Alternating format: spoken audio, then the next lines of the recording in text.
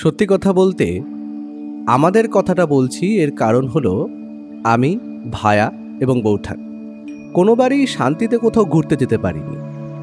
যেইখানেই যাই না কেন কোথাও না কোথা থেকে একটা কেস এসে হাজির হবেই। আর আমার সত্যান্বেষী বন্ধুটি তো কাজ বলতে অন্ধ, সুতরাং আমাদের সেইভাবে কোনোদিনও নিরিবিলিতে ঘোরার হয়ে ওঠে না। তাই বৌঠানের একটু অভিমান হয় বই কি। আমাদের তো মাঝে মাঝেই কোথাও না কোথাও ঠিক যাওয়া হয় এই কেসের খাতিরে, তবে বৌঠান কোথাও গিয়ে উঠতেই পারে না। তাই এইবার যখন ঠিক হলো পুরুলিয়া যাওয়ার কথা, তখন আমি নিজে থেকেই একটু সরে এসেছিলাম। কারণ একটাই, সদ্য বিবাহিত দম্পতিকে একটু একান্তে সময় কাটাতে দেওয়া। আমায় তারা বারবার যেতে বলবে আমি জানি, তবে বন্ধু হিসেবে আমার মনে হয় আমার নিজে থেকেই এটা করা উচিত। তবে তার অন্য আরও একটা কারণও অবশ্যই আছে। বাড়িতে বসে প্রকাশকের নতুন বইটার কাজও নিরিবিলিতে শেষ করে ফেলা। এক ঢিলে দুই পাখি। ওদের দুইজনকে একান্তে সময়ও কাটাতে দেওয়া যাবে এবং বাড়ি খালি থাকার জন্য আমিও শান্তি মনে নিজের উপন্যাস শেষ করতে পারবো। এরই মধ্যে গত সপ্তাহে একটা জটিল কেসের সমাধান করেছিল ভায়া। কেসটা ছিল খুবই প্যাঁচালো, তাই ওর সাথে অপরাধীর বুদ্ধির লড়াই যে বেশ হয়েছে তা বলাই বাহুল্য। তাই কেসটা মিটে যেতে যেমন কথা ছিল, একটু শান্তির খোঁজে আর কিছুটা বৌঠানের পীড়াপিড়িতে 3 দিনের জন্য পুরুলিয়া ঘুরে গতকাল রাত্রেই বাড়ি ফিরেছে আমার সত্যান্বেষী বন্ধুটি। আমি ভায়াদের সাথে গিয়ে উঠতে পারিনি, বিশেষ কিছু লেখালেখি সংক্রান্ত জরুরি কাজের জন্য। কাল রাতে ওরা ফেরার পর ভীষণভাবে ক্লান্ত ছিল, তাই আর বিশেষ কিছু জানা হয়নি ওদের ঘোরার ব্যাপারে। আজ সকালে চা খেতে খেতে ওদের ঘোরার গল্পই শুনছিলাম। এরই মধ্যে ভায়া একটু মস্করা করে বলে উঠল, কি হে ভায়া, এই কদিন যে বাড়িতে বসে বসেই লেখার কাজে মন দেবে বলেছিলে, সেই কাজটার খবর কতদূর এগোলো?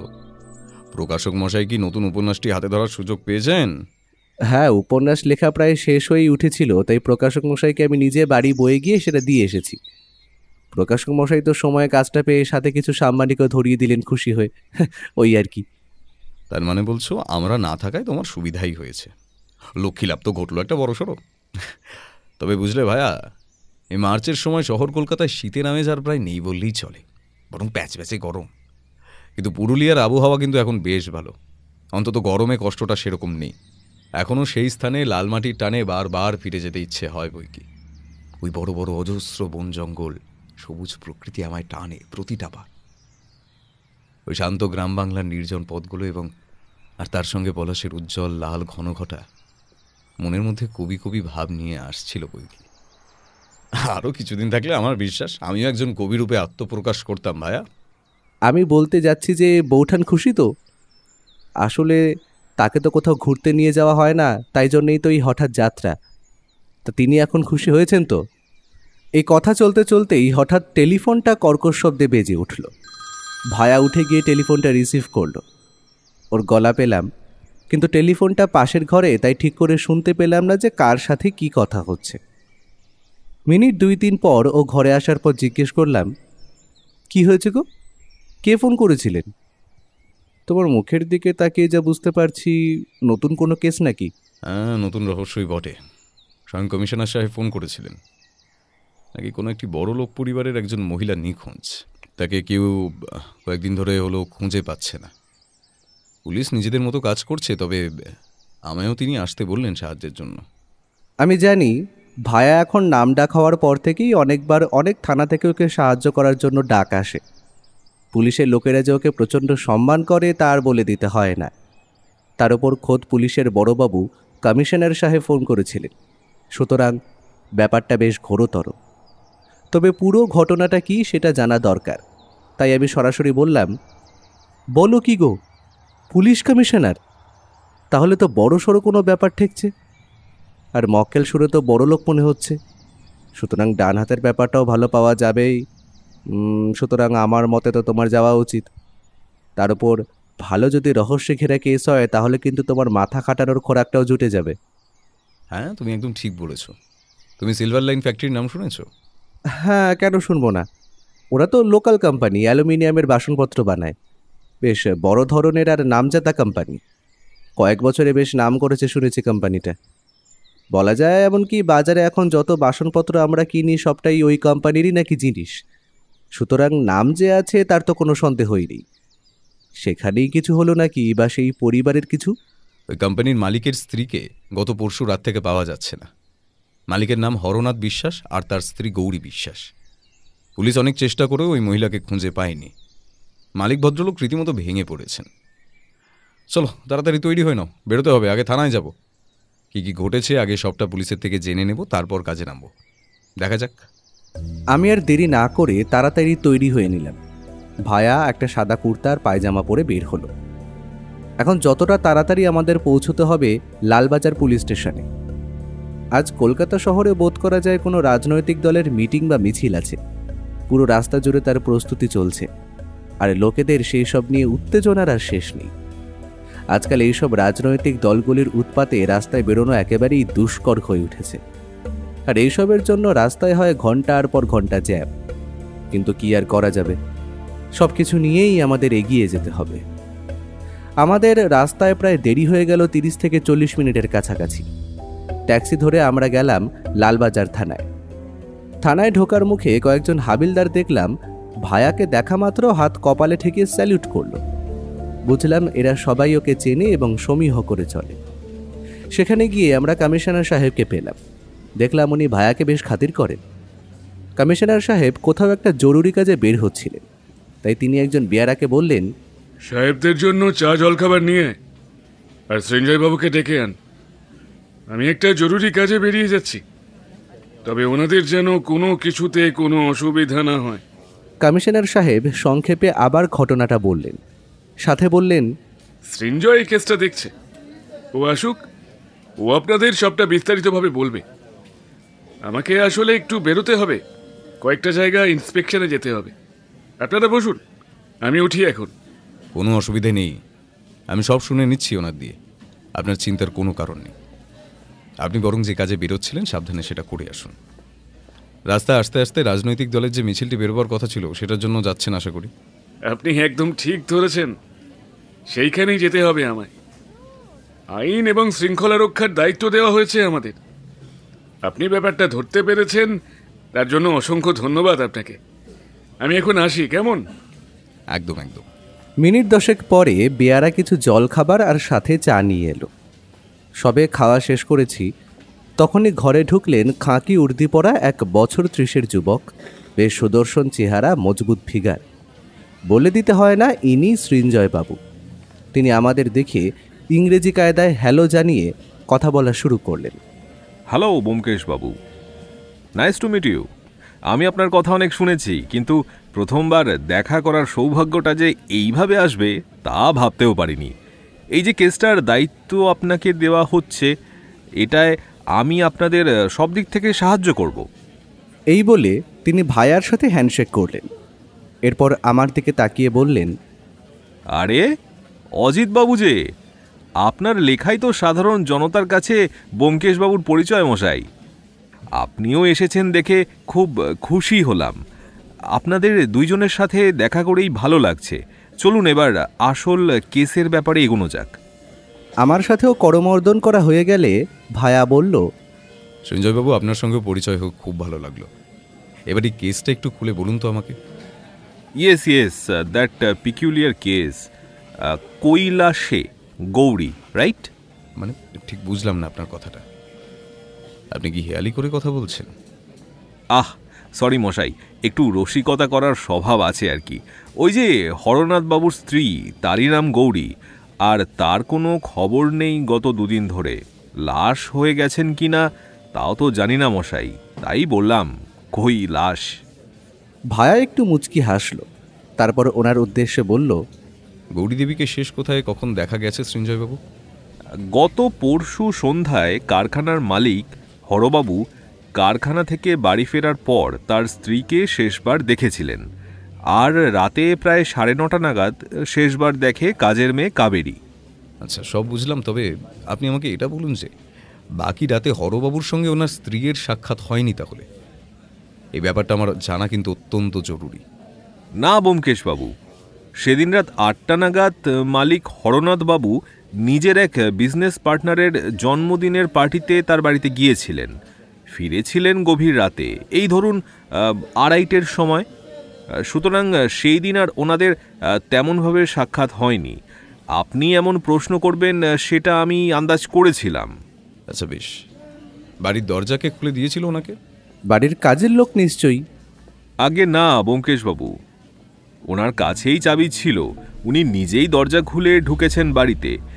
সেদিন রাতে বেশ কিছুটা নেশা হয়েছিল তার, তাই আর স্ত্রীর ঘরে যাননি। সেই রাতে তিনি নাকি অন্য একটি ঘরে গিয়ে ঘুমিয়ে পড়েন। তবে উনি নেশা করে থাকার জন্য ওনার নাকি রাতে কি করেছেন বা ঘটেছে কিছুই মনে নেই, বুঝতেই পারছেন আপনি। ওনারা দুজন কি আলাদা ঘরে থাকতেন? ব্যাপারটা বড়ই অদ্ভুত লাগছে কিন্তু শুনতে। এটার পেছনে কিন্তু রহস্য লুকিয়ে থাকতে পারে। ওদের দুজনের তেমন একটা বনিবনা ছিল না আসলে। আমি আপনাকে খুলে বলছি, শুনুন। অবশ্যই বলুন, এর বিশেষ কোনো কারণ অফিসার?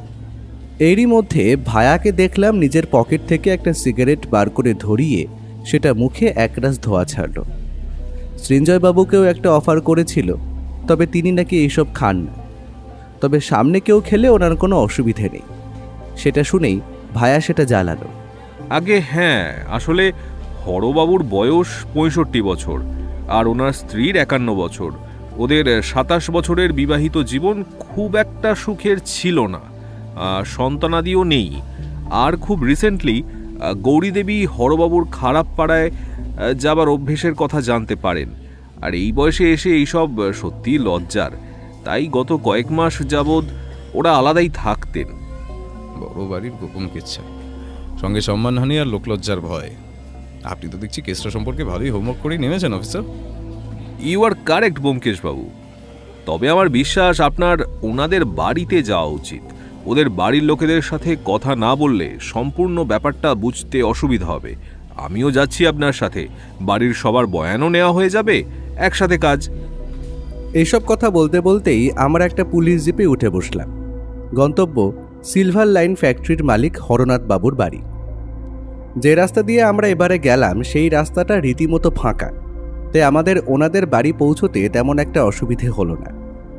অপরদিকে সৃঞ্জয়বাবু আগে থেকেই চিনতেন বাড়িটা, তাই আমাদের সেটা খুঁজে পেতে তেমন একটা বেগ পেতে হয়নি। আচ্ছা ইন্সপেক্টর, আপনি যে যে তথ্য আমাদের জানালেন, এই সব তো বাড়ির গোপন তথ্য। সুতরাং এটা তো বাড়ির কেউ আপনাকে জানিয়েছে বলে তো আমার মনে হয় না। এই তথ্যগুলো আপনি কোত্থেকে সংগ্রহ করেছেন জানতে পারি? অবশ্যই অবশ্যই। আসলে এক্ষেত্রে আপনার ধারণা একটু বেঠিক, কারণ এসব কথা হরনাথবাবু নিজেই স্বীকার করেছেন পুলিশি জেরার মুখে পড়ে। সে কি বলবো মশাই, লজ্জায় মুখ তার লাল।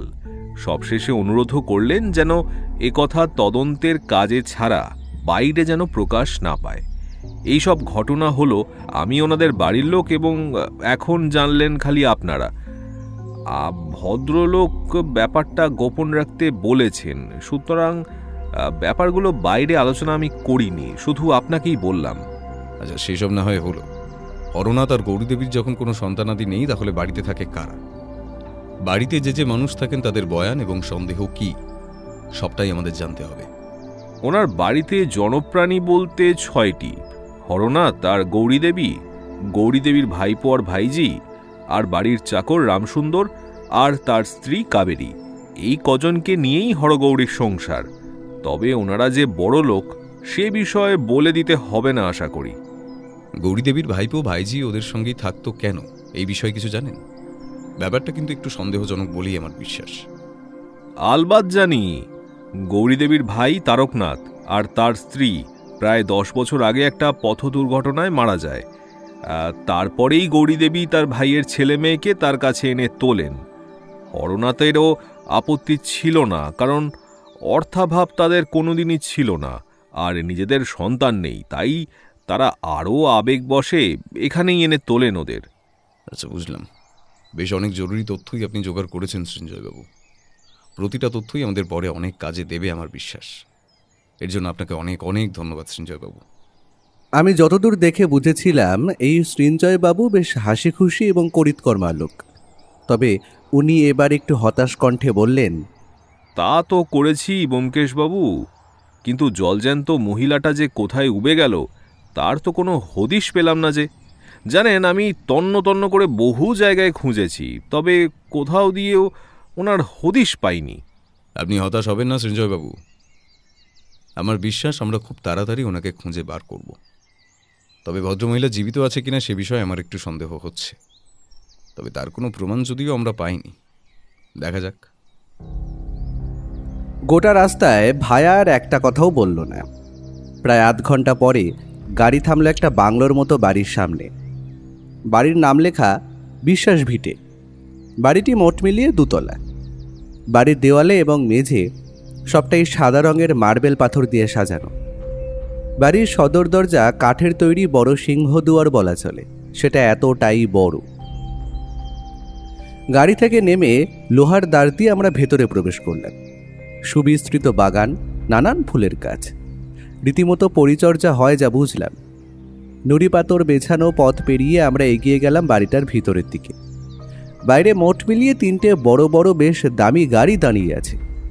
গাড়িগুলোর দাম যে প্রচুর সেটা আর বলে দিতে হয় না। দূর দিয়ে দেখলে যেন ঠাউর হয় বাড়িটায় যেন দারিদ্রতা কোনোদিন প্রবেশই করেনি।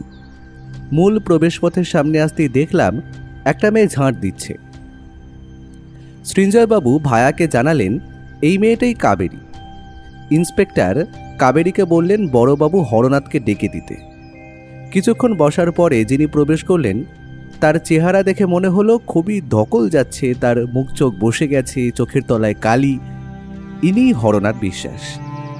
হরনাথবাবু ভায়ার দিকে ইঙ্গিত করে বললেন, আপনারা এসেছেন দেখে প্রচন্ড ভালো লাগছে, কারণ আপনারা সবাই যেভাবে তৎপরতা দেখে আমার স্ত্রীকে খোঁজার চেষ্টা করছেন সেটা দেখে খুব ভালো লাগছে। আপনাদের যা যা সাহায্য লাগবে আমাকে বলবেন, আমি সব দিক থেকে সাহায্য করব। নমস্কার, আমি একজন সত্যান্বেষী। আপনাকে কিছু প্রশ্ন করতে চাই। আশা করি আপনি সেই সকল প্রশ্নের সব সঠিক উত্তর দেবেন। আপনি কি ডিটেকটিভ ব্যোমকেশ বক্সী? কমিশনার সাহেব আমাকে আপনার কথা বলেছেন, আর সাথে সম্ভবত লেখক অজিত বন্দ্যোপাধ্যায়। আজ্ঞে হ্যাঁ, আপনি আংশিকভাবে ঠিকই বলছেন হরনাথবাবু। তবে আমি ডিটেকটিভ নই, সত্যান্বেষী মাত্র। সত্য অনুসন্ধান আমার পেশা। ওই ইংরেজির বড় বড় অক্ষর ডিটেকটিভ আমার সঙ্গে মানায় না, তাই আমি নিজে উপমা দিয়েছি সত্যান্বেষী। যাই হোক, আপনি বলুন কি বলছিলেন তারপর। আমার স্ত্রীর কোনো খবর পাওয়া গেছে ব্যোমকেশবাবু? সে কোথায়? আমি তো তার ফিরে আসার অপেক্ষায় দিন গুনছি। কোথায় যে গেল সে কিছুই বুঝতে পারছি না আমি। এখন এখন আপনারাই আমার শেষ ভরসা। সেই সন্ধানেই তো নেমেছি হরবাবু, তবে এখনো কোনো খবর পাইনি। সেই অর্থে পরবর্তী অনুসন্ধান চালাতে আপনার বাড়ির সকলকে আমায় কিছু প্রশ্ন করতে হবে। আপনাকে দিয়েই সেই কাজটা শুরু করব হরবাবু। আবার জেরা? আমি আর পারছি না ব্যোমকেশবাবু। এর আগেও তো একবার পুলিশের কাছে বয়ান দিয়েছি। বারবার এইরকম কার ভালো লাগে বলুন তো আপনি? এরকম করলে মানুষ তো বিরক্ত হবেই। এমনিতেই আমার মনের অবস্থা আপনারা বুঝতেই পারছেন, তারপরে ওইভাবে। হরবাবু, আপনাকে অযথা বিরক্ত করব না, কিন্তু যে কথাগুলো না জানলেই নয় তা তো আমাকে জানতেই হবে মশাই। আমরা বেশিরভাগটা পুলিশের থেকে শুনে নিয়েছি, তবে কিছু কথা আমার নিজের জানা দরকার। আচ্ছা, তবে তাই করুন, আমি প্রস্তুত। তবে বেশি প্রশ্ন আমি কিন্তু বরদাস্ত করব না। আশা করি আপনারা বুঝতে পারছেন। আপনি আপনার স্ত্রী গৌরী দেবীকে শেষ কটার সময় দেখেছেন ওই দিন? ঠিক সময়টা মনে করে বলুন তো। ওই ধরুন রাত 8টা নাগাদ। আমি সেদিন আমার এক বিজনেস পার্টনারের জন্মদিনের অনুষ্ঠানে গেছিলাম। ফিরেছি সেই রাত 2:30-এ। বুঝতেই পারছেন, একটু নীল জল ও পান করাও হয়েছিল ওই আর কি। সুতরাং অতটা ভালোভাবেও কিছু মনে নেই।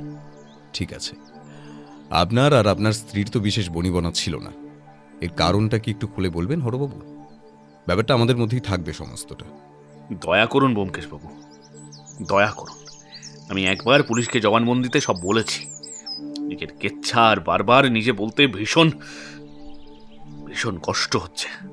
ঠিক আছে, শুধু এটুকু বলুন যে ইনি আপনাদের মধ্যে কি ধরনের বচসা হয়েছিল। মানে আপনি কি ওনাকে এমন কোনো কথা বলেছেন যাতে উনি গৃহত্যাগী হন? না ব্যোমকেশবাবু, গৌরী খুব অভিমানী মেয়ে। ও আমার সাথে ঝগড়া করেনি, বরং কথা বলাই কমিয়ে দিয়েছিল। আলাদা থাকতো সব সময়। খুব দরকার না পড়লে কথা বলতো না সে আমার সাথে। বয়স তো কারোরই কম হলো না ব্যোমকেশবাবু। এই বয়সে এইসব নিয়ে বচসা আর সাজে না। আমিও আমার ভুল বুঝেছিলাম, অনেক শুধরেছি নিজেকে, কিন্তু কোত্থেকে যে কি হয়ে গেল কিছুই বুঝতে পারছি না। গৌরী গেল কোথায়? ও ছাড়া যে আমার আর কেউ নেই ব্যোমকেশবাবু। অরনাথবাবু ভেঙে পড়বেন না, নিজেকে শক্ত রাখুন। আমাকে বলুন, গৌরী দেবীর ভাইপো ভাইজির সঙ্গে আপনার সম্পর্ক কেমন? এবং তিনি কোথাও চলে যেতে পারেন এমন কোনো আত্মীয় স্বজন কি আছেন? অথবা এর আগেও কি তিনি কোনোদিন এইভাবে গৃহত্যাগী হয়েছিলেন? তার এমন কোনো আত্মীয় নেই যে সে সেই স্থানে গিয়ে উঠতে পারে, এবং বেশিরভাগ সম্ভাব্য জায়গায় আমরা খোঁজ নিয়ে দেখেছি, তাতে কোনো ফল হয়নি। তবে সে কোনোদিন আগে এইভাবে আমাদের ছেড়ে চলে যায়নি বা গৃহত্যাগও করেনি, এইবারই প্রথম। তার মানে আপনি বলছেন ওনার এইরূপ ঘটনা ঘটানোর কারণ শুধু রাগ, এবং তিনি এই রকম আগেও করেননি। বড় অদ্ভুত ব্যাপার কিন্তু এটা। সম্পর্ক ঠিক যে কেমন তা বলতে পারবো না ব্যোমকেশবাবু, তবে আমার আর গৌরীর যদি ছেলে মেয়ে থাকতো তবে তবে হয়তো তাদের মতোই হতো। ভাইজি মিতালির বয়স এখন 26 আর ভাইপো মৃদুলের 22। ভাইজিটা এখনো উচ্চস্তরের পড়াশোনার সাথে যুক্ত। আর যে জিনিসটা বলতে আমার একটু লজ্জা লাগছে তা হলো, মৃদুল একটা লম্পট বদমাস ছেলে। এই বয়সেই সে জুয়া খেলে। মেয়ে মানুষের দোষও আছে, আরো বহু খারাপ কাজের সাথে সে যুক্ত আছে বলা যায়। মৃদুল এসব করার টাকা পায় কোত্থেকে? আমার স্ত্রী গৌরী ওকে মাসিক একটা নির্দিষ্ট অর্থ দিত নিজের খরচপত্র চালানোর জন্য। ছেলেটা যেন নিজের মতো করে বাঁচতে পারে সেই ভেবেই গৌরী এই ব্যবস্থা করেছিল। শুধু মৃদুল নয়, আমাদের ভাইজি মিতালিকেও গৌরী সমান অঙ্কের টাকা দিত, যেন কারো মনে না হয় কারো প্রতি পক্ষপাত করা হচ্ছে। কিন্তু মৃদুলের খরচের বালাই ছিল না, যা পেত সব উড়িয়ে দিত, কখনো বন্ধুদের সঙ্গে আড্ডায়, কখনো বেপরোয়া কেনাকাটায়। গৌরী অনেকবার বুঝিয়েছে ওকে সাবধানে চলতে, ভবিষ্যতের কথা ভাবতে, কিন্তু ওর কানেই তুলত না। তারপর মাসের শেষ দিকে আবার এসে জুলুম শুরু করত, পিসির কাছ থেকে জোর করে টাকা নিয়ে যেত। গৌরী প্রথম দিকে চুপচাপ সব মেনে নিত, ভাবত বোধ হয় ছেলেটার প্রয়োজন আছে, কিন্তু পরে বুঝলো এটা প্রয়োজন নয়, অভ্যাসে দাঁড়িয়ে গেছে। তখন থেকেই আমাদের সংসারে এক অদ্ভুত অশান্তি শুরু হলো। মৃদুল কোনো কাজ জোগাড় করার চেষ্টা করেনি? মৃদুল আর কি বলবো, ওকে আমি আমার ফ্যাক্টরিতে একটা পোস্টে নিয়েছিলাম, ভরসা করেই নিয়েছিলাম। শুরুতে কয়েকদিন ঠিক সময় চলে আসতো, কাজ শিখে নিচ্ছিল, কিন্তু ধীরে ধীরে বদল দেখা দিল। নাইট শিফটে কাজ নেওয়ার পর ওর বদল দেখা দিল। ওখানে গিয়ে নেশা করে পড়ে থাকতো, কাজের নামে আর কিছুই না। আর ব্যাপারটা কেবল নিজের ক্ষতি নয়, ওর খারাপ প্রভাব আমাদের শ্রমিকদের মধ্যে পড়তে লাগলো। ওর পেটুয়া কয়েকজন শ্রমিককে ওর নেশায় ঠেলে দিয়েছে। কাজের পরিবেশ নষ্ট হলো, মশকরা বাড়লো, উৎপাদন কমতে লাগলো। আমার যে কারখানা, এটা শুধু আমার নয়, বহু মানুষের রোজগার, তাদের সংসারের ভরসা, মৃদুল সেটা ধুয়ে ফেলছিল। আমি মুশকিল দেখে ওকে কাজ থেকে বের করে দিই। একদিকে নিজের ক্ষতি কমানোর বিবেচনা, অন্যদিকে যে ন্যায়ের কথা, কারখানার নিরাপত্তা রাখা জরুরি ছিল। তারপরও আচরণ দেখার মতো। ওকে এরপরও দেখা যায় মাঝে মাঝে এসে কারখানায় আড্ডা দেয়, গোল্লা গোল্লা করে গালাগালি করে, নির্লজ্জভাবে গুলতানি করে। এমন একরকম স্কাউন্ড্রেল আচরণ, নিজেই নিজের ক্ষতি করে চলেছে সে, আর আমাদের সব টাকাও চুষে নিচ্ছে। আমি আর মেনে নিতে পারলাম না। আইন শৃঙ্খলা বলেও তো একটা জিনিস আছে, তাই কঠোরভাবে ওকে দূরে রাখলাম। কারখানার শান্তি ফিরিয়ে আনার জন্য আমাকে এমনটাও করতে হয়েছিল। ঠিক আছে হরনাথবাবু, আপাতত আপনাকে আর বিরক্ত করব না। আপনি যথেষ্ট সাহায্য করেছেন, পরে প্রয়োজনে আবার আপনার সঙ্গে কথা বলবো, তখন হয়তো আরও কিছু খুঁটিনাটি জানতে হবে। ভদ্রলোক চশমাটা একটু ঠিক করে নিয়ে চারপাশে তাকালেন, তারপর বেরিয়ে যেতে যাবেন, তার আগে ভায়া তার গম্ভীর গলায় বলল, এখন আপনি যদি একটু কষ্ট করে আপনার বাড়ির কাজের মেয়ে কাবেরীকে ডাকেন, ওর সঙ্গে দু একটা কথা বলার আছে। হরনাথবাবু একটু বিস্মিত মুখে বললেন, কাবেরী? ওকে কেন? ভায়া হালকা হাসল, তারপর বলল, সবাইকে তো একটু একটু করে চিনতে হয় হরনাথবাবু। কখনো কখনো ছোট মানুষদের মুখেই বড় সত্যিটা লুকিয়ে থাকে। হরনাথবাবু ভায়ার কথা শুনে ঘর থেকে বেরিয়ে গেলেন। বাইরে করিডোরে তার ধীর পায়ের শব্দ মিলিয়ে গেল কয়েক মুহূর্তে। ঘরে এক ধরনের চাপা নীরবতা নেমে এলো। শুধু দেওয়ালের ঘড়ির টিকটিক শব্দ ভেসে আসছে। কিছুক্ষণ পরেই দরজাটা আস্তে আস্তে খুলে গেল। ভিতরে ঢুকল এক তরুণী, পরনে মলিন শাড়ি, কাঁধে পুরনো কাপড়ের আঁচল, হাতে একটা ট্রে, তাতে 3টি ধোঁয়া ওঠা চায়ের পেয়ালা আর কিছু শুকনো খাবার, বিস্কুট, চানাচুর আর 2টো নিমকি। পা টিপে টিপে এসে ট্রেটাকে টেবিলের উপর রাখল। ভায়া চায়ের কাপটা তুলে একবার গন্ধ নিল, তারপর হালকা চুমুক দিয়ে বলল, চা তো বেশ ভালোই বানাও কাবেরী। বলো তো, এই বাড়িতে তুমি কতদিন ধরে কাজ করছো? তা হবে ওই 3 বছর। মেম সাহেবই আমায় কাজে রেখেছিলেন। এই বাড়িতে আমায় তিনিই আনেন। আচ্ছা কাবেরী, তুমি তোমার মেম সাহেবকে শেষবার কখন দেখেছো? আর সেই সময় ওনার মধ্যে কি কোনো অস্বাভাবিকতা লক্ষ্য করেছিলে? মানে উনি যে কোথায় চলে যেতে পারে তার আভাস পেয়েছিলে? কাবেরী মাথাটা নিচু করে দুহাত আঁচলে মুছে আস্তে আস্তে বলল, আজ্ঞে দাদাবাবু, সে তো পরশু রাতেই, ঠিক ওই 9টা নাগাদ হবে। ওই সময় আমি মেম সাহেবকে খাবার দিয়েছি।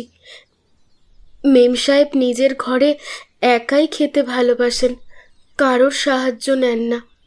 আমি শুধু থালাটা নিয়ে যাই আর খাবারটা সাজিয়ে দিই, তারপর নিচে নেমে আসি। উনি খাওয়া শেষ করে থালাটা দরজার বাইরে রেখে দেন, যেমনটা রোজই করেন। আমি সকালে উঠেই উপরে গিয়ে সেই থালাটা নামিয়ে ধুয়ে রাখি। সেদিনও তাই করেছিলাম।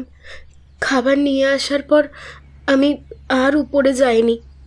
বাড়ির পিছনের দিকেই আমাদের ঘর, সেখানেই খাওয়া দাওয়া করে শুয়ে পড়েছিলাম। কিন্তু কিছু অস্বাভাবিক তো টের পাইনি, সব যেন ঠিকঠাকই ছিল। আচ্ছা ঠিক আছে কাবেরী, তুমি আমায় বলো, সেদিন রাতে যখন মেম সাহেবকে খেতে দিলে তখন বাড়িতে কে বা কারা ছিল? কাবেরী একবার ঘরের কোণে চোখ রেখে খানিকটা থমথমে হয়ে বলল, বাড়িতে তো আমি ছিলাম, মেম সাহেব ছিলেন আর মিতালি দিদিমণি ছিলেন।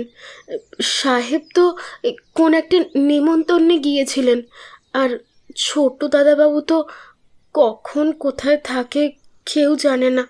ভায়া ধীর গলায় বলল, আচ্ছা বেশ কাবেরী, এবার বলো তো তোমার মেম সাহেব কেমন মানুষ ছিলেন? কাবেরী এক মুহূর্তের জন্য চুপ থাকল। চোখে সামান্য আর্দ্রতা ভেসে উঠল। তারপর আস্তে আস্তে বলল, মেম সাহেব খুব ভালো মানুষ ছিলেন গো দাদাবাবু। সবার বিপদে আপদে উনি পাশে থাকতেন।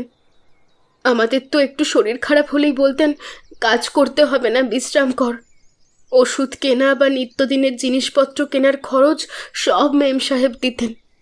তিনি থাকতে আমার কখনো কষ্ট হয়নি।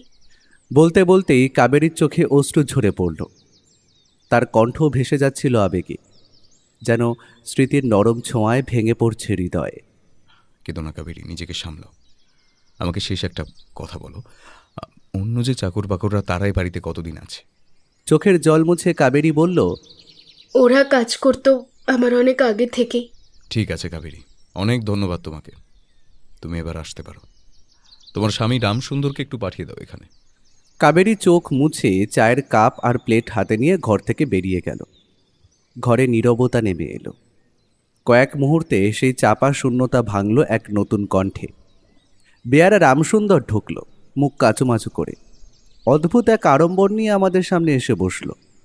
রামসুন্দর একদম নির্ভয়ে বলল, আগে কি অপরাধ হয়েছে এই অধমের, স্যার? ভায়া চশমা ঠিক করে ধীরে ধীরে মাথা কাত করে রামসুন্দরকে দেখলেন। তোমাকে তো কোনো অপরাধের কথা বলিনি হে রামসুন্দর। আমি শুধু কয়েকটা প্রশ্ন করব, তার ঠিকঠাক উত্তর দিলেই তোমার ছুটি। এতটাই সহজ। রামসুন্দর কনিষ্ঠ কণ্ঠে হেসে বলল, ঠিক আছে স্যার, প্রশ্ন করুন। ঘরের মধ্যে এক অদ্ভুত উত্তেজনা ঘুরে বেড়াচ্ছিল। সবাই অপেক্ষা করছে কে কি বলবে আর কে কি মুখোশ খোলার চেষ্টা করবে। আমি তার জন্য অপেক্ষা করে বসে আছি। বলুন স্যার। তোমরা এই বাড়িতে কতদিন আছো? তা বছর তিনেক তো হবে। আচ্ছা বেশ। যে রাতের পর থেকে তোমার মেম সাহেবকে পাওয়া যাচ্ছে না, সেই রাতে তুমি শেষ কখন ওনাকে দেখেছিলে? আগে ঠিক সময় তো মনে নেই স্যার। আসলে সন্ধে হলে আমি একটু আফিংয়ের নেশা নিই, তাই আর কি মনে নেই। তবে বড় সাহেবের বেরোবের আগেই দেখেছি মেম সাহেবকে। উনি ঘর থেকে নিচে নেমে এসে কি যেন করছিলেন। আমি তো এই দালানেই শুয়ে থাকি, তাই দেখতে পেয়েছিলাম। আচ্ছা, এবার আমায় বলো, তোমাদের মৃদুল দাদাবাবু লোকটা ঠিক কেমন? মানে লোকটার স্বভাব চরিত্র কেমন? যতটা জানো ততটাই আমাকে বলো। আর হরনাথ বাবুর সঙ্গে কি তার কোনো মনোমালিন্য হয়েছিল? আগে উনি খুব একটা ভালো লোক নন স্যার। মেম সাহেবের সাথে ওনার প্রায়ই ঝামেলা হতো। তা ঠিক কী নিয়ে ঝামেলা হতো বলতে পারো? আগে বেশিরভাগ ঝামেলাই হতো টাকা পয়সা নিয়ে। মৃদুল দাদাবাবু সব টাকা উড়িয়ে ফেললে আবার মেম সাহেবের থেকে চাইতে আসতেন। মেম সাহেব আগে টাকা দিয়ে দিত, কিন্তু ইদানিং দেখতাম আর দিতে চান না। সেই নিয়েই ঝগড়া আর কি। অত টাকা পয়সা নিয়ে ছেলেটা কি যে করে কে জানে। খারাপ অভ্যাসগুলো যে আছে সেটা আপনারা আগেই হয়তো শুনেছেন, এর বেশি আমি কিছু জানি না। আর মিতালি দিদিমণিটি কেমন? ওনার সম্পর্কে তোমার ধারণা কি? আপনারা কি ছোট দিদিমণির কথা বলছেন? আহা, ফুলের মতো মেয়ে স্যার, সারাদিন লেখাপড়া নিয়েই থাকে। তার সারা ঘরেও বিভিন্ন রকমের বই আর ইংরেজি ম্যাগাজিনে ছড়াছড়ি। তিনি প্রচুর পরিমাণে পড়তে ভালোবাসেন। সপ্তাহে 3 দিন ছোট ছোট ছেলে মেয়েদের পড়াতে যায়। খুব ভালো মেয়ে। ঠিক আছে রামসুন্দর, তুমি এসো, মিতালি দিদিমণিকে একটু ডেকে দাও। রামসুন্দর নিরাশভাবে বেরিয়ে গেল। মিনিট কয়েক পার হতেই ঘরে ঢুকলো এক অপরূপা যুবতী মেয়ে। মুখে তার লাজুক ভাব, চেহারায় একটা লাবণ্য রয়েছে। সে আমাদের সামনের চেয়ারে বসল। মেয়েটিকে দেখেই বোঝা যাচ্ছে এর মতো ভদ্রসভ্য মেয়ে হয় না। বলুন ব্যোমকেশ বাবু, কি জানতে চান আমার থেকে? আমি পিসিমাকে গায়েব করেছি কিনা? ভায়া তীক্ষ্ণ দৃষ্টিতে মিতালিকে নিরীক্ষণ করে বলল, আপনাকে তো আমরা ওই বিষয়ে কিছু প্রশ্নই করিনি, তবে আপনি কেন এমনটা উত্তর দিলেন, এর কি কোনো কারণ আছে? এর আগেও পুলিশরা আমাকে জেরা করেছে। ওদের ব্যবহার এবং প্রশ্ন করার ভঙ্গি অত্যন্ত খারাপ। তাই আপনারা সকলেই এক, তাই আমার বেশি কথা বলার ইচ্ছে নেই আপনাদের সাথে।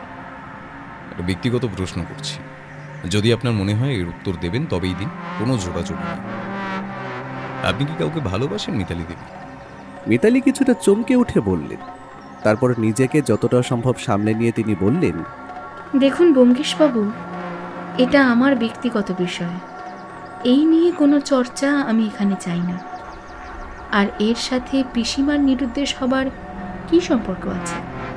থাকতেও তো পারে, আর আমাদের সবাইকে সন্দেহের তালিকায় ফেলতে হয়, সেটা হয়তো আপনার জানা, আশা করি। যাক, বাদ দিন এসব কথা।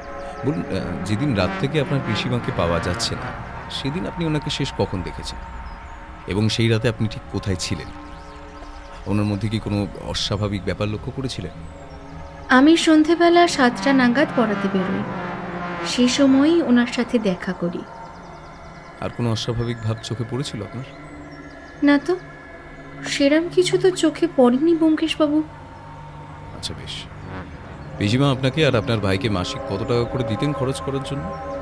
আগে 2000 টাকা করে দিতেন, এই মাস থেকে বাড়িয়ে সেটা 2500 করেছেন। এই অর্থ বৃদ্ধির কারণ কি ছিল? এর পেছনে কি আপনার ভাই মৃদুল বাবুর কোনো হাত ছিল? তা তো জানি না ব্যোমকেশ বাবু। আমি পিসিমার আশ্রিত, উনি যা দেবেন সেটাই মাথা পেতে নেব। আর এইসব প্রশ্নের কোনো মানে আছে বলে আমি মনে করি না। আপনাদের আর অন্য কিছু জিজ্ঞেস করার থাকলে করুন।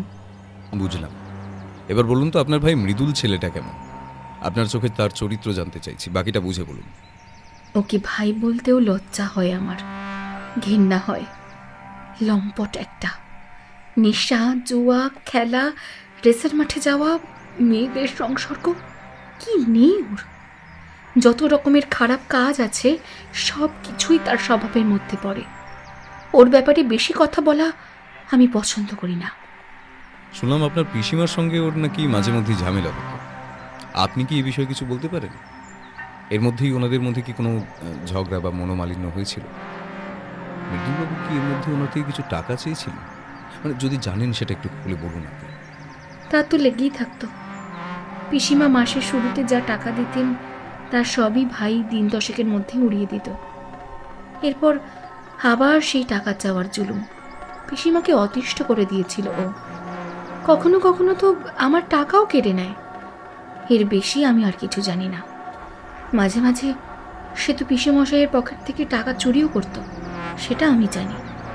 আর এর জন্য বহুবার সে বাড়ির সকলের কাছে অপমানিতও হয়েছে। আপনার কি মনে হয় মিতালি দেবী, আপনার পিসিমাকে কি আপনার ভাই গায়েব করেছে বা হত্যা করেছে? না না ব্যোমকেশবাবু, ভাই আর যাই করুক খুন করবে না। অযথা উত্তেজিত হবেন না মিতালি দেবী, আমি কেবল জিজ্ঞাসা করছি। মিতালির চোখে জল। তা দেখে ভায়া বলল, আপনি এখন আসতে পারেন মিতালি দেবী, আপনার ভাইকে ডেকে দেবেন প্লিজ, আমার ওনার সঙ্গে কথা আছে। সে আমাদের অনেক তথ্য দেবেই গেছে। দাঁড়ান, দেখছি কুলাঙ্গারটা বাড়িতে আছে কিনা। যদি সে আসতে রাজি হয় তবে বুঝবেন আপনার ভাগ্য ভালো, আর না হলে তো আমার গোষ্ঠীর ষষ্ঠী পুজো করেই ছাড়বে। দেখছি আমি। এই বলে মিতালি বেরিয়ে গেল। প্রায় মিনিট 10 অপেক্ষার পর ঘরে ঢুকলো একটা জোয়ান ছেলে, বেশ তাগড়া চেহারা। দেখলে মনে হয় পরিস্থিতি অনুযায়ী দুঘা দিতেও পারে, আবার দুঘা সইতেও পারে। এর মুখের দিকে তাকালেই মনে হয় পৃথিবীর যত পাপ কাজ যেন করুক, একে দোষী হিসেবে ধরে নেওয়া চলে। সত্যি আমি মনে মনে হাসলাম। তিনি যে এসেছেন সেটা আমাদের ভাগ্য ভালোই বটে। ছেলেটি আমাদের কথার তোয়াক্কা না করেই সামনে চেয়ারে বসে পড়ল। বসুন মৃদুলবাবু। মৃদুলবাবু দাঁড়িয়ে দাঁড়িয়ে বললেন, শুনুন টিকটিকি মশাই, পিসি কোথায় গেছে, এত বেঁচে আছে না মরে গেছে আমি কিচ্ছু জানি না। আমাকে অযথা বিরক্ত করবেন না। আর আপনাদের এই ভাটের তদন্তে কোনো সাহায্য আমি করতে পারবো না। আর আমাকে আপনারা যা ভাবার তাই ভাবতে পারেন, আমার কিচ্ছু যায় আসে না। শুধু এইটুকু মাথায় রাখবেন, আমি সাধারণ কেউ নই, ঠিক আছে? আমাকে বিরক্ত করলে সেটা আপনার জন্য খারাপই হবে, ঠিক আছে? এই বলে টেবিলে একটা চাপড় মেরে সে গটগট করে ঘর থেকে বেরিয়ে গেল। ভায়া, আমি আর সৃঞ্জয়বাবু তিনজনই বিস্মিত। ছেলেটির আচরণ যে এতটা উত্তেজিত এবং উত্তক্ত হবে সেটা আমরা আশাই করিনি।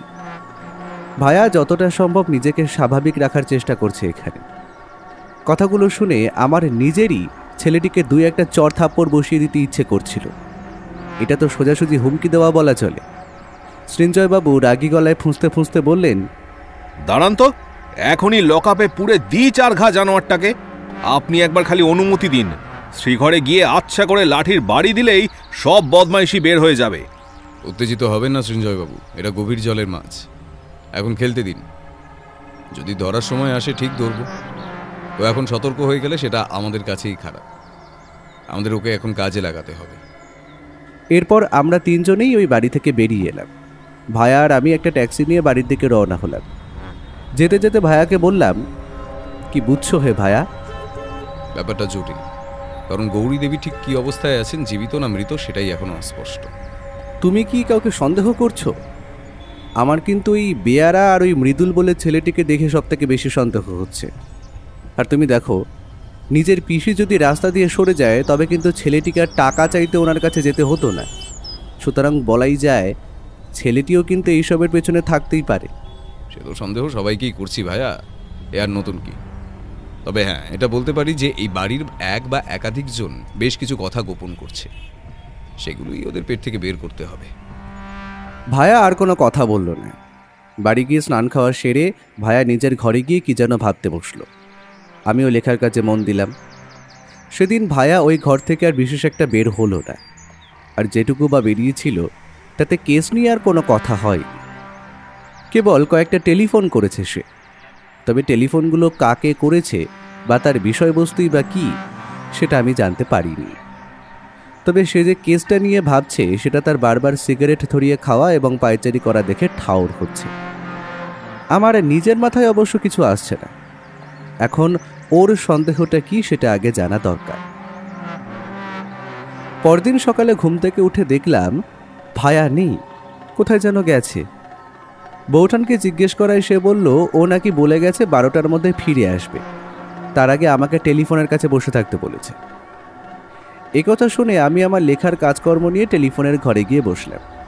12:30টায় ভায়া ফিরল। এর মধ্যে যে দুটো ফোন এসেছিল তার কথা ওকে বললাম। প্রথম ফোন হরনাথবাবু করেছিলেন, জানতে চাইলেন তার স্ত্রীর কোনো খবর পাওয়া গেছে কিনা। দ্বিতীয় ফোন, এটাই বেশি গুরুত্বপূর্ণ, একটা হুমকি, একটা অচেনা গলায় বলা হলো, বেশি নাক গলাতে এলে শুধু নাক নয়, ফুল বডি কেটে আদিগঙ্গায় ভাসিয়ে দেবে। টিকটিকি যেন নিজের মতোই থাকে, হ্যাঁ, না হলে তার সমূহ বিপদ। বলে দিস ওকে। সব শুনে ভায়া বলল, তার মানে ঠিক পথেই এগোচ্ছি, কিন্তু রাস্তা এখনো প্রায় পুরোটাই কুয়াশায় ভরা, কিছুই স্পষ্ট নয়। হ্যাঁ, চলো খাওয়া দাওয়া করে নি, একবার বেরোবো দুপুরে তোমাকে নিয়ে। কথাটা শুনে আমি অবাক হলাম সব থেকে বেশি। তাই সঙ্গে সঙ্গে জিজ্ঞেস করলাম, এই ভর দুপুরে আবার কোথায় যাবে? সিলভার লাইন ফ্যাক্টরিটা একবার ঘুরে দেখতে যাব। এরপর খাওয়া দাওয়া সেরে আমরা গেলাম সেই কারখানায়। এই কারখানায় আসে পাহাড় থেকে আনা বক্সাইট পাথর। সেই পাথরকে বিশুদ্ধ করে বানানো হয় অ্যালুমিনিয়াম, চকচকে, হালকা আর শক্ত এক ধাতু। বিশাল চুল্লির মধ্যে জ্বলে আগুন, গলে যায় ধাতু, আর ছাঁচে ঢেলে তৈরি হয় পাত, রড আর বাসনপত্র। দিনরাত চলে সেই কাজ। কেউ যন্ত্র চালায়, কেউ গলিত ধাতু ঢালে, কেউ আবার নতুন ডিজাইন তৈরি করে। ভায়া কারখানায় পৌঁছে বিভিন্ন কর্মচারীর সাথে কথা বলতে লাগলো। আজকে মালিক হরনাথবাবু আসেননি, তাই ম্যানেজার অসীম রক্ষিত আমাদের কারখানাটা ঘুরে দেখাচ্ছিলেন। ভায়া যেন ক্রমাগত তীক্ষ্ণ দৃষ্টিতে কিসব পর্যবেক্ষণ করছে। এটা অবশ্য ওর স্বভাব। ম্যানেজার বাবু একটু অবাক হচ্ছিলেন বটে, কিন্তু আমার এসবের অভ্যেস আছে। এই কারখানায় ভায়া কি রহস্য পেল কি জানি। সবশেষে আমরা এলাম ফার্নেস রুম বা চুল্লি ঘরে। 3টে বিশাল চুল্লি, তার মধ্যে 2টোতে কাজ হচ্ছে আর আরেকটা বন্ধ। ভায়া কি যেন দেখতে লাগলো বন্ধ চুল্লিটার কাছে গিয়ে। নিচু হয়ে খুব ছোট একটা কিছু কুড়িয়ে নিয়ে পকেটে চালান দিল সে। ম্যানেজার বাবু এসব টের পেলেন না। তিনি জানালেন যে কোনো একটা কারণে ফার্নেস কাজ করছে না, তাই সমস্যা হচ্ছে কর্মচারীদের, লোক দেখতে হবে সারাবার জন্যে।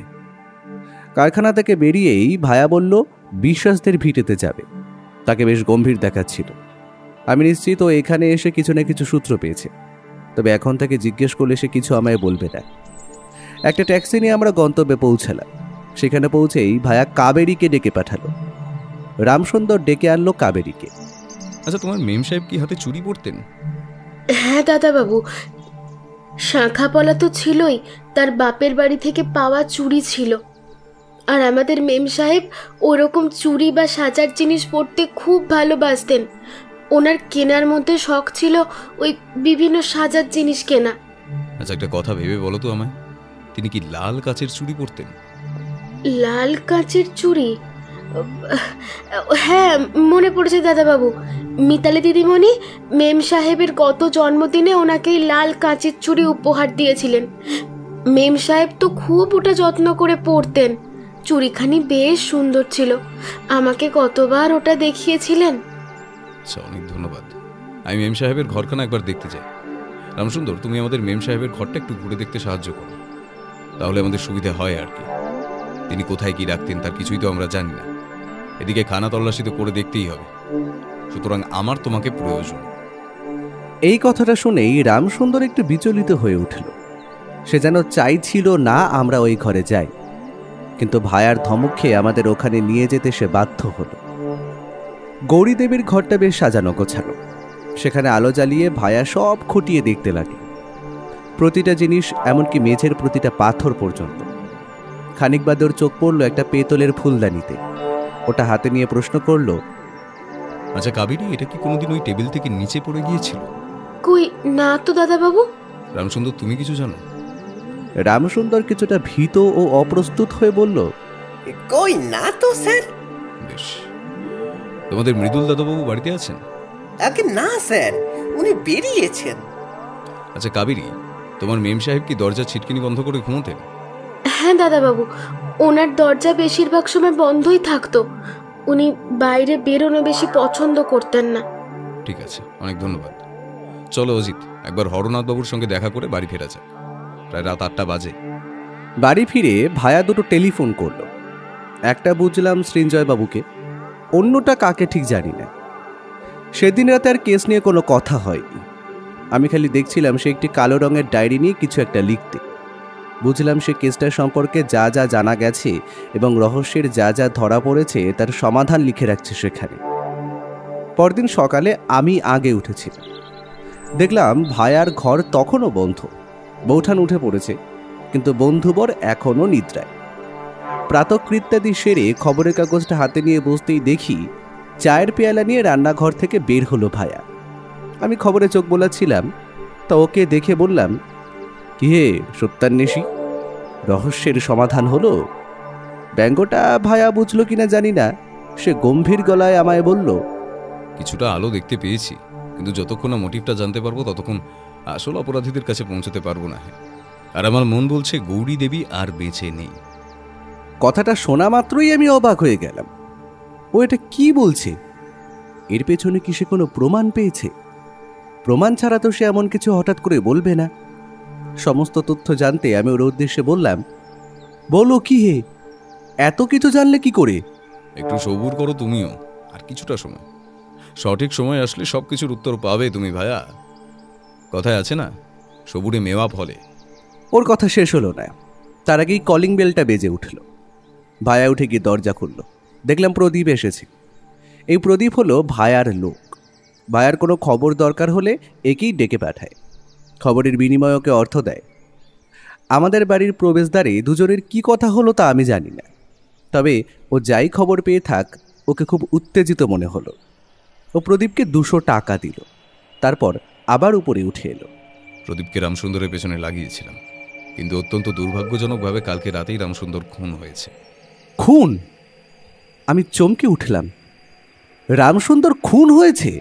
হ্যাঁ অজিত, পুলিশ মনে হয় এখনো খবর পায়নি। সে ঠিক আছে, কিন্তু খুনটা করলো কে? খুনির মুখ প্রদীপ দেখেনি, তবে আমি নিশ্চিত যে গৌরী দেবীকে যে বেপাত্তা করেছে সেই হলো রামসুন্দরের খুনি। এখন এখন কি করা উচিত? দাঁড়াও, আগে পুলিশ খবরটা পাক। সত্যান্বেষী গভীর চিন্তায় মগ্ন হলো। আমিও মনে উত্তেজনা নিয়ে খবরের কাগজ পড়তে লাগলাম। হঠাৎ ভায়া খবরের কাগজটা আমার থেকে টান মেরে নিয়ে নিল। তার চোখ আটকালো একটা নির্দিষ্ট খবরে। ইচ্ছাপত্রের কথা জানতে পেরে গেছিল ছেলে, হিংসা চরিতার্থ করতে খুন বৃদ্ধ। ভায়া উত্তেজিত হয়ে বলতে লাগলো, অজিত পেয়েছি, অজিত পেয়েছি। কি পেয়েছো? Motive, the motive. কি মোটিভ পেলে? উইল, একটা উইল অজিত। হরনাথবাবু আর গৌরী দেবীর কোনো উইল ছিল কিনা সেটা জানা দরকার। তারপরেই উঠে গেল। টেলিফোন করলো পরপর 2টো। এরপর ঘরে এসে সবে বসতে যাবে তখনই এলো সৃঞ্জয়বাবুর ফোন। রামসুন্দরের মৃতদেহ পাওয়া গেছে হরনাথবাবুর বাড়ির কিছুটা দূরে। ছুরি দিয়ে হত্যা করা হয়েছে তাকে। অজিত তৈরি হও, এখনই থানায় যেতে হবে। ট্যাক্সি করে থানায় পৌঁছে ভায়া ভিতরে চলে গেল। আমাকে বাইরে অপেক্ষা করতে বলে গেল। সৃঞ্জয়বাবু আর ভায়া বের হলো কিছুক্ষণ পরে। এবার আমরা পুলিশ জিপে উঠে বসলাম। কোথায় যাচ্ছি জানি না। সৃঞ্জয়বাবু বা ভায়া কেউই কোনো কথা বলল না।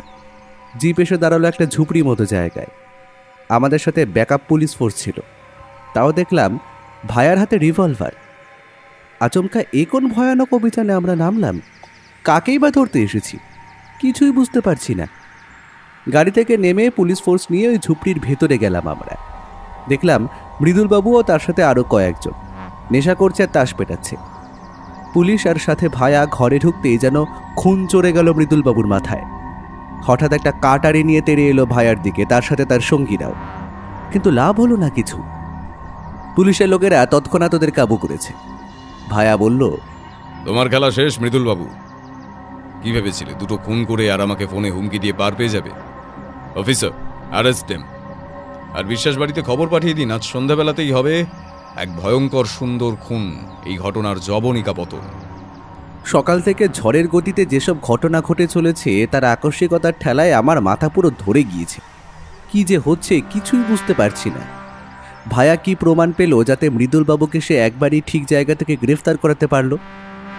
যাই হোক, এখন সন্ধে হওয়ার প্রতীক্ষা। সন্ধ্যাবেলা বিশ্বাস ভিটেতে গিয়ে দেখলাম বসার ঘরে হরনাথবাবু, মিতালি, কাবেরী, সৃঞ্জয়বাবু আর 2জন পুলিশ কনস্টেবলের সাথে হাতকড়া পরিহিত মৃদুলবাবু। সকলের চোখে মুখে বিষাদের ছায়া। ঘটনার পরিসমাপ্তি সকলেই জানেন, কিন্তু কার্যকারণ সম্পর্কে ব্যাখ্যা করা এই ঘটনার ইতিটানাই এখন ভায়ার কাজ। ভায়া বলতে শুরু করলো। আলোচনার কেন্দ্রবিন্দু হলেন স্বর্গীয়া শ্রীমতী গৌরী বিশ্বাস। গত 4 দিন আগে রাতের বেলা থেকে হঠাৎ নিখোঁজ হন গৌরী দেবী। এবার কোথায় গেলেন তিনি? আদৌ কি জীবিত নাকি মৃত? ধন্দে পুলিশ। সেই সময় এই কেসে আমার পদার্পণ। শুরুতেই সৃঞ্জয়বাবুর থেকে সংগ্রহ করি তার জেরায় উঠে আসা নানা তথ্য। তারপর আসি এই বাড়িতে, সকলকেই প্রায় জিজ্ঞাসাবাদ করি। কেবল মৃদুলবাবুই সম্পূর্ণ অসহযোগিতা করে চলে যান। আর বাকিদের মধ্যে রামসুন্দর কিছু মিথ্যে কথা বলে, আর মিতালি দেবী কিছু কথা গোপন করেন। কিন্তু কে ঠিক কে মিথ্যে বলছে বা গোপন করছে তা সেদিন ঠিক ধরতে পারিনি। তবে নিশ্চিত হই যে মৃদুলবাবুর কোনো না কোনো ভূমিকা আছে গৌরী দেবীর নিখোঁজ হয়ে যাওয়ার পেছনে। আমার দরকার ছিল কিছু ক্লু বা সূত্র। প্রথম দিন কিছুই পেলাম না সেভাবে আমি। পরদিন আমি নিয়োগ করি আমার কয়েকজন ইনফরমারকে। একজনকে লাগাই রামসুন্দরের পেছনে, আর একজনকে মৃদুলবাবুর পেছনে। সেই দিনই একজন আমাকে ফোন করে জানায় যে সে বিশ্বাস বাড়ি থেকে কিছুটা দূরে, ঠিক আজ যেখানে রামসুন্দরের দেহ উদ্ধার হয়েছে, সেখানে রামসুন্দরকে টাকা নিতে দেখেছে মৃদুলবাবুর কাছ থেকে। কিসের টাকা? এই ভাবনাটা গ্রাস করতে থাকে আমার। দুটো সম্ভাবনা তৈরি হয়। রামসুন্দর এমন কিছু একটা দেখে ফেলেছে যা বলে দিলে, 1, মৃদুলবাবু বিপদে পড়ে যাবেন, তাই টাকা দিয়ে নিজে থেকে রামসুন্দরের মুখ বন্ধ করাচ্ছেন। আবার 2, রামসুন্দর মৃদুলবাবুকে এমন কিছু করতে দেখেছে যা বলে দিলে মৃদুলবাবুর চরম ক্ষতি হয়ে যাবে, তাই ওনাকে ব্ল্যাকমেল করে রামসুন্দর টাকা আদায় করছে। আমি তখনও নিশ্চিত হতে পারিনি যে এর মধ্যে ঠিক কোনটা হয়েছে। সেদিন বিকেলেই আমি গেলাম সিলভার লাইন ফ্যাক্টরিতে। সেখানে গিয়ে যেটা চোখে পড়ল তা আমার মনে জাগালো এক সাংঘাতিক সম্ভাবনার কথা। ফ্যাক্টরির একটা ফার্নেস খারাপ হয়ে গেছে ঠিক সেই রাতেই যে রাত থেকে গৌরী দেবীর নিখোঁজ। ফার্নেসের পাশেই কুড়িয়ে পেলাম একটা লাল কাঁচের চুড়ির ক্ষুদ্র টুকরো। চোখে পড়ল ছিটে ফোটা রক্তের দাগ, যা খুব খুঁটিয়ে না দেখলে কারোরই চোখে পড়বে না। তখন যে সম্ভাবনার কথা মাথায় এলো সেটা খুবই ভয়াবহ। গৌরী দেবীকে হত্যা করে সেই মরদেহ ফার্নেসে ফেলে দেওয়া হয়নি তো? যদি তা হয়ে থাকে, সে কাজ কে করল? কারোর একার পক্ষে এ কাজ সম্ভব নয়। আরও একটা খটকা, খুন হলো কোথায়? কারখানায় নাকি বাড়িতে? আর যদি বাড়িতেই হয়ে থাকে তাহলে দেহ কারখানায় এলো কেমন করে? আমি কারখানায় খোঁজ নিয়ে জানতে পারি গৌরী দেবী নিখোঁজ হবার রাতে যে ফার্নেস গেটে পাহারায় ছিল সে তার মায়ের অসুস্থতার কথা বলে গ্রামের বাড়ি চলে গেছে। সন্দেহ আরও দৃঢ় হল। এটাও জানতে পারলাম যে সেই পাহারাদার ছিল মৃদুলবাবুর নেশার সঙ্গী, অর্থাৎ সম্পূর্ণ সন্দেহের নিশানা মৃদুলবাবু। কিন্তু অভাব একটা প্রমাণে। সেই সময় আমি বুঝতে পেরে গিয়েছিলাম অপরাধী মৃদুলবাবু, কিন্তু কোনো পোক্ত সবুজ ছিল না। তখন মনে হলো একবার বিশ্বাস বাড়িতে গিয়ে দেখা উচিত গৌরী দেবীর ঘরটা, যদি কোনো ক্লু পাওয়া যায় সেই জন্য। কবি বলেছেন, যেখানে দেখিবে চাই উড়াইয়া দেখো তাই, পাইলেই পাইতে পারো অমূল্য রতন। হলেও যেন ঠিক সেটাই। ওখানেই আবিষ্কার করলাম একটা পিতলের ফুলদানি, যেটা কিনা কিছুটা তুবড়ে গেছে। আমি খোঁজ নিয়ে জানতে পারলাম যে সে ফুলদানিটা কখনো পড়ে যায়নি বা আঘাত পায়নি যাতে সেটা তুবড়ে যায়। আরো ভালো করে দেখে বুঝলাম ফুলদানি তুবড়ে যাওয়া অংশটাকে যেন রোগড়ে ঘষা হয়েছে। ঠিক সেই মুহূর্তে নিশ্চিত হলাম যে এটাই মার্ডার ওয়েপন। তখনও মনে 3টে প্রশ্ন। 1, খুনটা করা হলো কেন? এটা কি পূর্ব পরিকল্পিত খুন নাকি সাময়িক উত্তেজনা বশে খুন? আর মৃতদেহ কারখানা অবধি গেল কিভাবে? 3, রামসুন্দরের ভূমিকাটা ঠিক কি ছিল? আজ সকালে আমার এক ইনফর্মার আমাকে জানালো সে রামসুন্দরকে খুন হতে দেখেছে, কিন্তু কে খুন করেছে তা সে দেখতে পায়নি। আবার আরেক ইনফর্মার জানায় যে সে মৃদুলবাবুকে একজনকে খুন করতে দেখেছে, কিন্তু কে খুন হয়েছে তা সে দেখেনি। আসলে আমি এভাবেই ইনফর্মারদের নিয়োগ করি। যাকে যার উপর নজর রাখতে বলি সে শুধু সেইটুকুই নজর রাখে। এতে করে একজনের আরেকজনকে প্রভাবিত করার সম্ভাবনা কমে যায়। এই খবরগুলো পাওয়ার পর আমি বুঝতে পারি এবার মৃদুলবাবুকে অনায়াসে গ্রেফতার করা যাবে, কারণ পর্যাপ্ত প্রমাণ হাতে আছে। এটাও বুঝি যে রামসুন্দরী মৃদুলবাবুকে ব্ল্যাকমেল করে টাকা নিচ্ছিল, কারণ সে তার মেম সাহেবকে খুন হতে দেখেছে এবং হয়তো লাশ পাচার করতেও সাহায্য করেছে মৃদুলবাবুকে। এখন ঠিক কি হয়েছিল তা মৃদুলবাবুই জানেন। তখনও বাকি দুটো প্রশ্ন, কিভাবে লাশ কারখানাতে গেল আর কেনই বা খুন হলো। কেন খুন হলো সেটারই উত্তর পেলাম আগে। উইল, হ্যাঁ, একটা অদ্ভুত উইল। আজ সকালে হরনাথবাবুর সঙ্গে কথা বলে জানতে পারি যে তাদের একটা উইল আছে।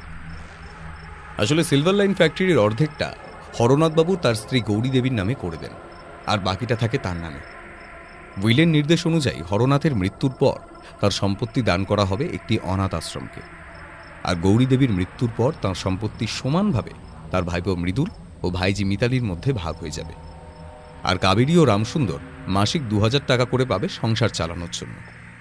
এই ছিল ইচ্ছাপত্রের বিবরণী। তখন আমি হরনাথ বাবুর থেকে জানতে পারি যে উইলের কথা তিনি, তার স্ত্রী, উকিলবাবু ও তাদের পাড়ার 2 জন ব্যক্তি ছাড়া আর কেউ জানে না। ওই 2 জন ছিল উইলের সাক্ষী। সে উইলের কথা কোনোভাবে মৃদুলবাবুর কানে আসে, তখনই তিনি তৈরি করেন গৌরী দেবীকে হত্যা করার মাস্টার প্ল্যান। সেই অনুযায়ী দিনটাও নির্বাচন করেন তিনি। এমন একদিন যেদিন হরনাথ বাড়ি থাকবেন না। এরপরেই রামসুন্দরকে সঙ্গে নিয়ে সংগঠিত হয় সেই নারকীয় হত্যাকাণ্ড। ভাইপো মৃদুলের ডাকেই হয়তো দরজা খোলেন পিসি গৌরী। তিনি জানতেনও না যে করুণ পরিণতি হতে চলেছে তার। রামসুন্দরের ভূমিকা অবশ্য ছিল শুধু বিশ্বাস বাড়ি থেকে লাশ গাড়িতে তুলে দেওয়া অবধি। হ্যাঁ, এবার প্রশ্ন হলো কোন গাড়ি?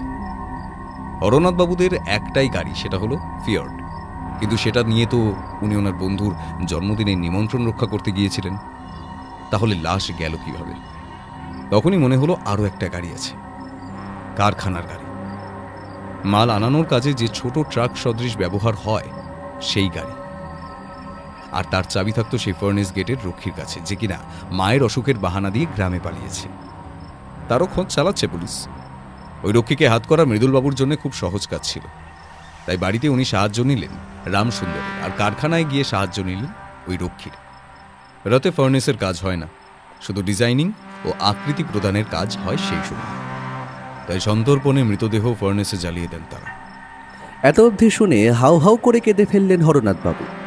মিতালি এসে আঁচলে তার চোখ মুছিয়ে দেন।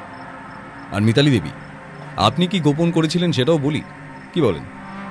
আসলে আপনার ভাই আপনাকে উইলটার কথা বলেছিলেন, আর সেই থেকে আপনারও নিজের ভাইয়ের প্রতি একটা সন্দেহ জন্মায় যে সেও পিসিমাকে হত্যা করতে পারে। যদি আমায় এটা আগে বলতেন তবে হয়তো রামসুন্দরকে বাঁচাতে পারতাম। এবার কাবেরী ডুকরে কেঁদে উঠলেন। চলুন সৃঞ্জয়বাবু, এবার আমরা উঠি। এখানে আমাদের কাজ শেষ, এবার আপনার পালা। অনেক ধন্যবাদ ইন্সপেক্টর, আপনার সাহায্য সবসময় এরকমভাবে না পেলে হয়তো এই ভয়ঙ্কর সুন্দর খুনের কিনারা আমি এত তাড়াতাড়ি করতে পারতাম না। আপনার সাথে কাজ করার সৌভাগ্য লাভ করে আমি ধন্য ব্যোমকেশবাবু। আপনার তীক্ষ্ণ বুদ্ধির প্রশংসা যতই করি ততই কম মনে হয় মশাই। আশা করি শীঘ্রই দেখা হবে আবার। ফিরতি পথে ভায়া বলল, বুঝলে অজিত, এই কেসটা অন্য কেসগুলোর থেকে 2টো কারণে আলাদা। প্রথমত অবশ্যই হত্যা পদ্ধতির নৃশংসতা, আর দ্বিতীয়ত খুনের কারণ খোঁজা। আসলে বেশিরভাগ কেসে খুন কেন আর কিভাবে হলো সেটা আগে বুঝতে পারে, কিন্তু এখানে ঠিক তার উল্টো। কে খুন করেছে সেটা আগেই বুঝতে পেরেছিলাম, কিন্তু কি জন্যে আর কিভাবে খুন করবে সেটা ধরতেই অনেকটা সময় লাগলো। আর এখানে খুনির বিরুদ্ধে সার্কামস্টেন্সিয়াল এভিডেন্স ব্যতীত খুব বেশি প্রমাণও আমাদের হাতে ছিল না। তাই এই হত্যাটা যেমন ভয়ানক তেমনি আবার সুন্দরও বটে। এই জন্যই বলে বন্ধু, জানার কোনো শেষ নেই, শেখার কোনো বয়স নেই। ওর কথা শুনে আমি মুচকি হাসলাম। কি বিচিত্রই এই দুনিয়া! কত রকম মানুষ, কত রকম অপরাধী, কত রকম তাদের অপরাধ। দুর্গা মা সব অসুরকে মনে হয় কখনোই বিনষ্ট করতে পারেন না। এই কেসটা বড়ই অদ্ভুত। এই রকম কেস আমার জীবনে তো এখনো আসেনি, আর ভায়ার সাথে থেকে এটা আমি উপভোগও করেছি ভালো মতো।